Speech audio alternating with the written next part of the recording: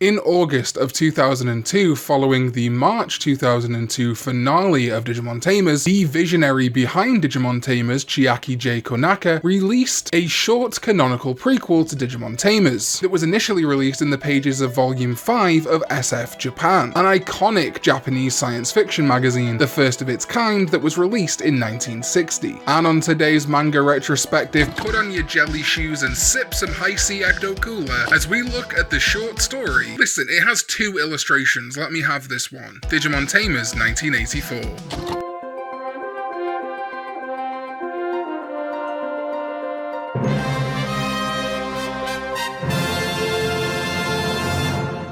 Hello everybody, welcome back to my Digimon Manga Retrospective sponsored by the wonderful Buyee. Buyee, of course, is the incredibly supportive sponsor of this channel who act as a proxy to get you all the things you need from Japan. Digimon toys, merch, and much more can be purchased via Buyee from sites like Yahoo Japan Auctions and Shopping, Mercari, Rakuten, Amazon JP, and more. And of course, all first-time signups using my exclusive link in the description get 2,000 yen. That's about $20 US off their first purchase with Buyee. Tons of you have already gotten an amazing deal with Buyee, and I love it when people show off what they managed to snag with my link. So when you use my link in the description down below, make sure you let me know what you got on Twitter at @karn_ex. Alright, let's get on with the video. So, Digimon Tamers 1984, a story about as brief as Come On Digimon and way shorter than the manga that we're going to cover in this series, like V-Tamer and the Cross Wars manga, but one that I think gives much needed fleshing out and backstory to the Wild Bunch or monster makers from Digimon Tamers. If you aren't familiar with Chiaki J. Konaka, he is of course the director of Digimon Tamers, but also provided the most comprehensive site of official behind the scenes information we have ever had about a Digimon season with his website on Tamers. I'll link it in the description as this isn't a Tamers retrospective, it's just a retrospective of this short story, but the website is absolutely fascinating. The level of detail and behind the scenes information you get from it has never been seen in any other Digimon media, as well as things like the logic behind decisions that were made,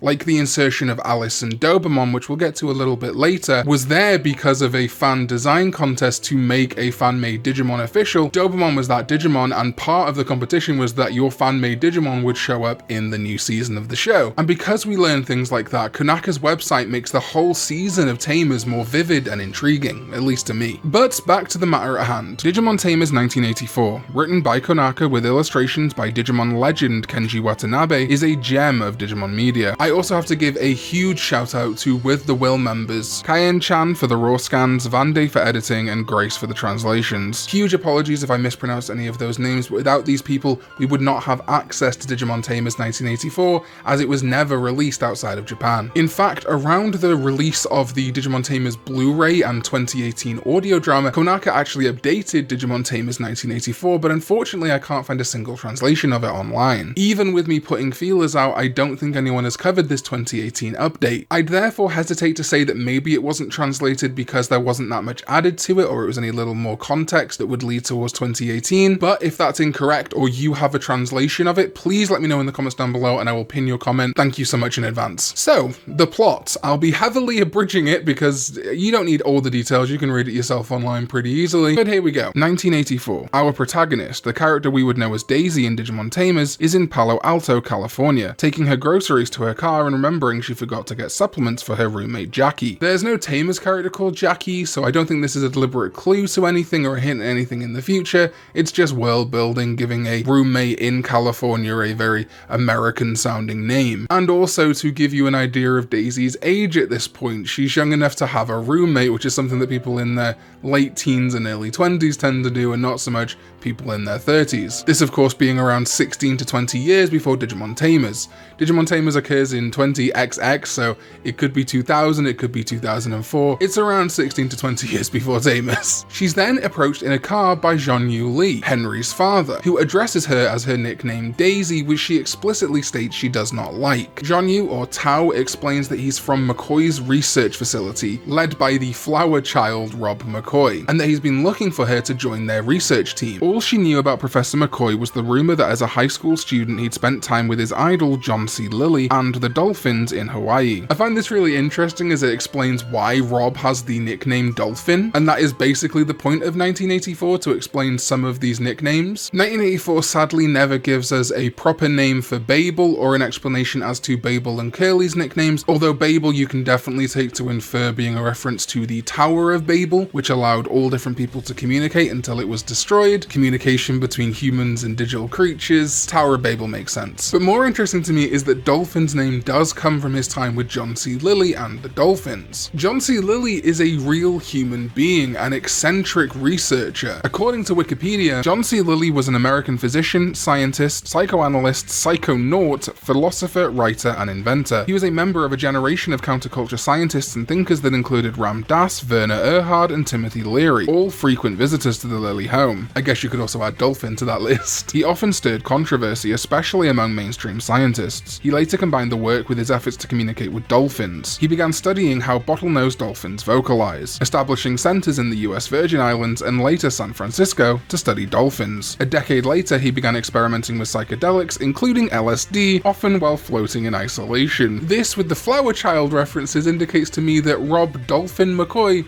probably took a load of LSD and shrooms. In the 1980s, Lilly directed a project that attempted to teach dolphins a computer-synthesized language. He designed a future communications laboratory that would be a floating living room where humans and dolphins could chat as equals and develop a common language. A computer program that allows animals to communicate.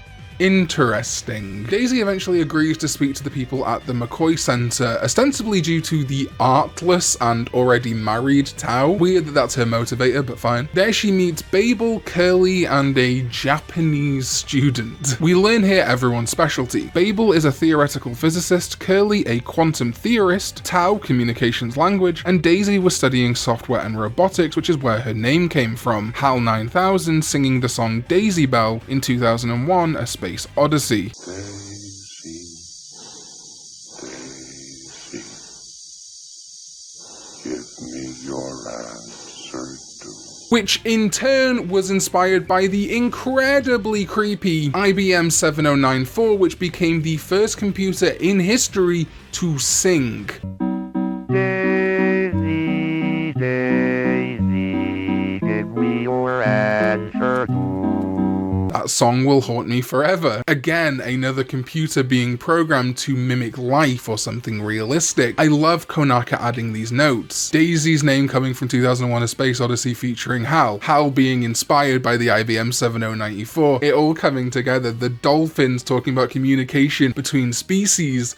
There is so much depth to Tamers, it is absolutely amazing. Eventually, McCoy arrives looking way less hippie-ish than Daisy would have thought, and she remarks that the nicknames Tao, Dolphin, etc. make them sound like they're in a gang. To this, Babel jokes that that's true, they might be, but they will be the hottest team in Palo Alto as they try to build a new world. Dun dun dun! Dolphin explains that their purpose is to create world-building simulations, and that new world would be on the network, so the internet basically, and they're trying to give life to wholly original creatures, creating life through artificial intelligence. Of note here is that Daisy doesn't get along with Shibumi, which is another nickname that she says must mean something like Zen, but she does begin to make friends with the others. The newly coined Wild Bunch get to work on the AI, but are really struggling to come up with monster ideas. This is when Shibumi says as a kid he used to make all kinds of monster designs, much like the Godzilla that would air on the TV at the time. This leads Rob to call home and unfortunately become the first of the Wild Bunch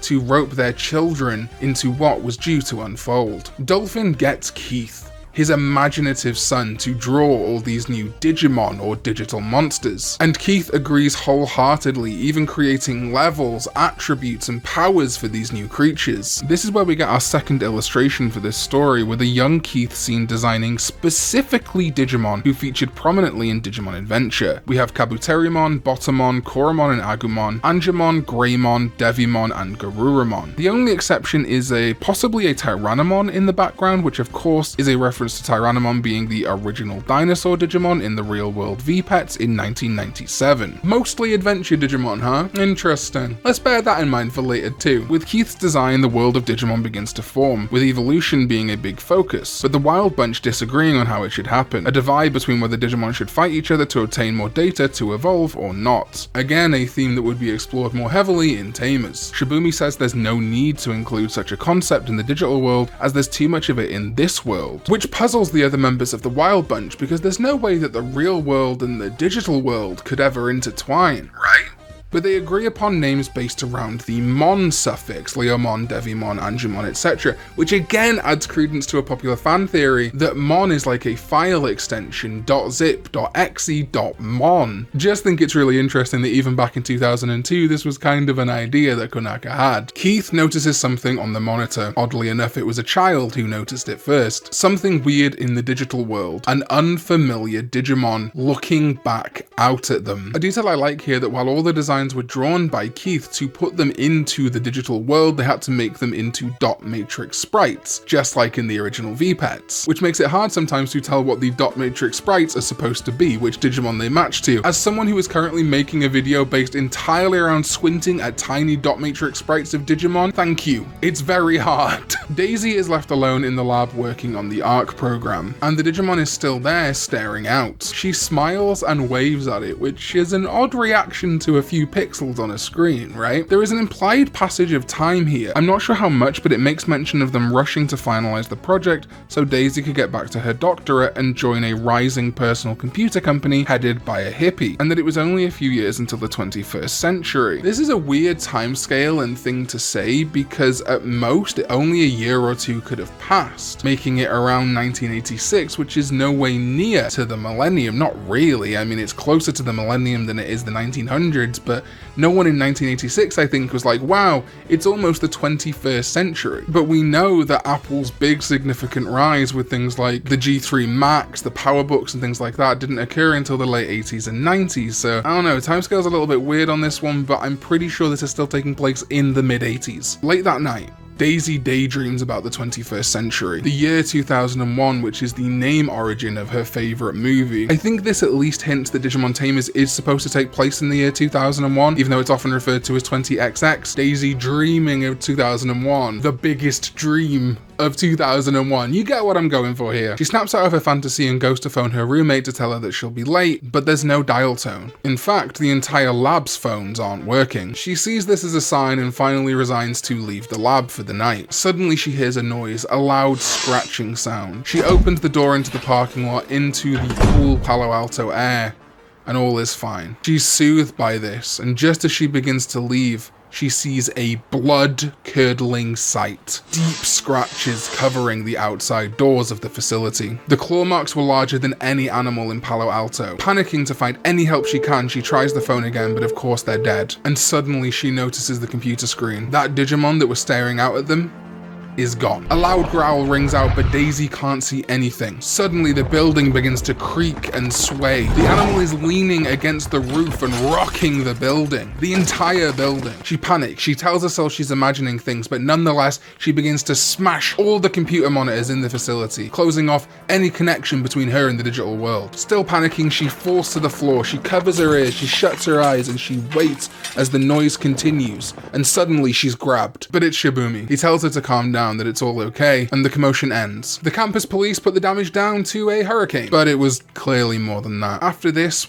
with the digital world growing, their funding was unfortunately cut in 1986. That's why I say that the story can't be progressing further than 86, because the funding was cut in 86. Rob tried to keep it going with his own money, but eventually the lab is forced to close, and with it their artificial life project. They have a small farewell party, which Shibumi does not attend, but he does leave a 5-inch floppy disk in a blue sleeve. 6 months later, Tao emails Daisy to see how she's doing, and to tell her that the blue floppy disk featured an algorithm that Shibumi made which altered Zhonyu's evolution program. Daisy remembers Shibumi's belief that the key to evolution lied not in the digital world, but in the real world. But Digimon had nothing to do with her anymore. In the end, we're briefed on exactly what we learned in Tamers. Digimon themselves continued to spread throughout the network, but the idea, the copyright of Digimon became public domain when it was swooped up by a Japanese toys company who produced a toy and merchandise and maybe even a TV show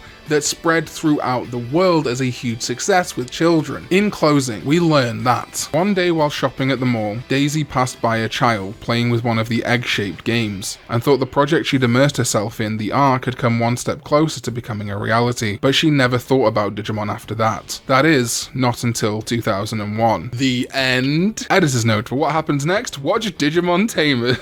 I love the little plug at the end there, like someone might be reading this in SF Japan and be like, what the hell? And then they have to go watch Digimon Tamers. But that was Digimon Tamers 1984. Though not the most incredible, groundbreaking revelations, I think it adds a greater level of depth to Digimon Tamers and, more importantly, the Wild Bunch. I really enjoyed this story, but more than just enjoying the story, I love the ideas and theories that it gave me, some of which aligned with ideas and theories I already have. First of all, the Hurricane is very clearly the Greymon we see on the cover, and the woman on the cover is very clearly a young Daisy. This is fascinating to me. I've said it before, but I thought it would have been really cool if the Wild Bunch each got their own Digimon partner, and each of those partners was an original adventure Digimon. But I'd never assigned which Wild Bunch member would get which Digimon before, but I think this cements to me that Daisy would get an Agumon. Much how, like in Adventure, Tai, admittedly along with the others, is the protagonist that witnesses a Greymon attack and battle with a Parrotmon, causing a wide swathe of destruction which suddenly disappears, in a fight admittedly. Daisy also experiences a Greymon, a destructive Greymon,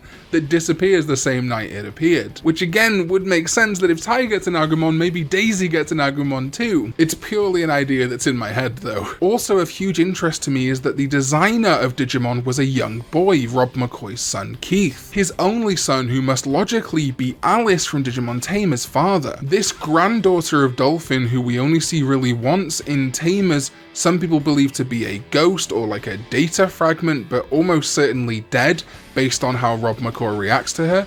Although Konaka has said that's not how he wrote the script, that's how the actor originally decided to go with his acting. And in retrospect, Konaka added that in as something of a backstory for Alice, that perhaps she did die. If this is true, this sets up a huge legacy of tragedy for the McCoy family, with them losing at least the granddaughter Alice and possibly the son Keith, as we never actually see him outside of pictures in Tamers, although I do think he might still be alive. And the themes of fathers, sons, and loss is again echoed with Jianyu and Henry in the closing moments of Digimon Tamers. It does beg the question why Keith or anyone else didn't recognize the Greymon in the PC if we very clearly see Keith designing a Greymon, but it could be, as they say early on, the kind of hand wave is that the dot matrix sprites just don't look very much like the drawings because they're only got a limited amount of pixels. I could also see it being that because this Greymon kind of activated, went from artificial intelligence to perhaps actual intelligence and began the process of biomerging,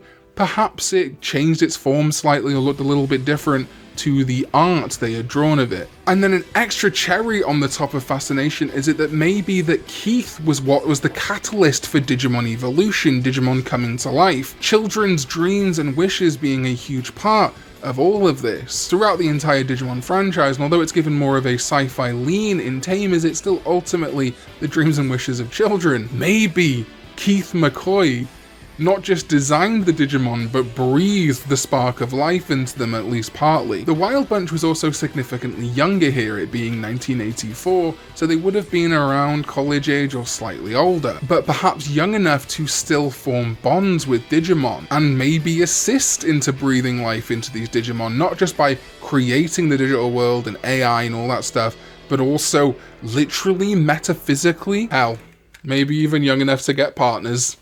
But anyway, that was my look at Digimon Tamers 1984, the fascinating prequel to one of my absolutely favourite Digimon seasons. Have you heard of it before or have you read it before? Either way, let me know your thoughts on Digimon Tamers 1984 in the comments down below. If you got this far, please do like and subscribe. You've obviously liked the video enough, and if you don't like me in future, feel free to unsubscribe. We've just sailed past 18k thanks to you guys. Next up is 20,000.